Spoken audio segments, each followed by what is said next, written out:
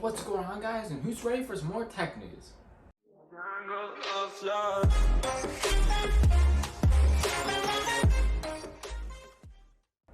So 12GB 2060 just dropped, and you gamers might want to get a hold of this before the miners get to it when it gets back in stock.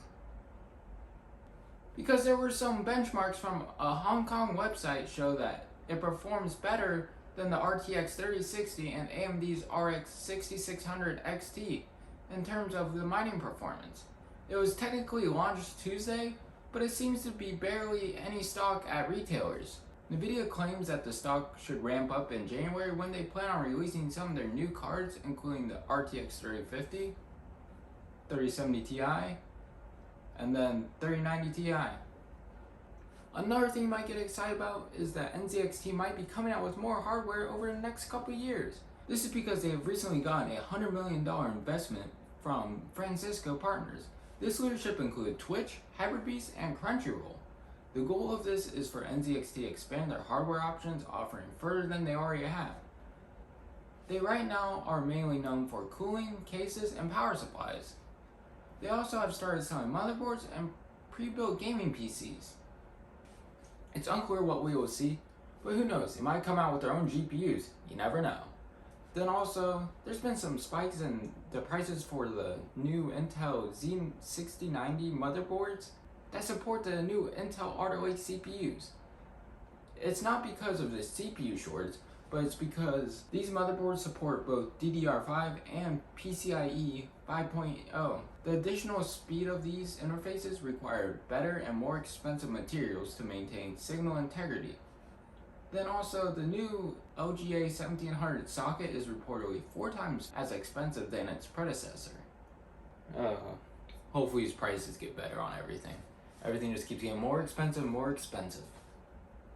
So YouTube removed the dislike button and people are still dogging on them about it, which I don't blame them. They should have just added an option to show the dislike count when you go to upload a video. But YouTube just released their first copyright transparency report, which reveals the platform's copyright process isn't as broken as it looks. Supposedly there are more than 2.2 million, or about 60% of disputed copyright claims are resolved in the uploader's favor. The report also mentions that 99% of claims were also generated by YouTube Content ID and less than 1% of those were disputed. Also, if you have a problem with your Pixel phone, you might just want to hold off a little bit before you send it in, because we got a creeper on the loose. And no, not a Minecraft creeper.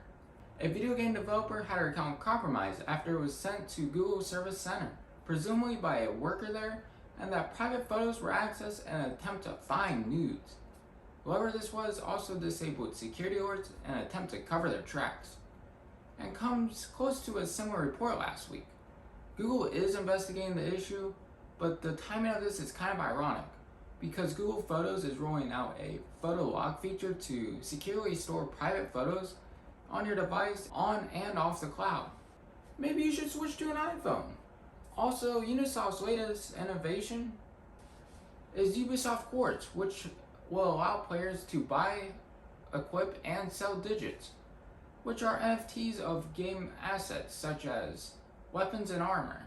It will first come to Ghost Recon Breakpoint with 3 digits, a helmet, gun, and pants, which has a scarce number of copies with uniquely engraved serial numbers. NFTs are becoming more and more popular.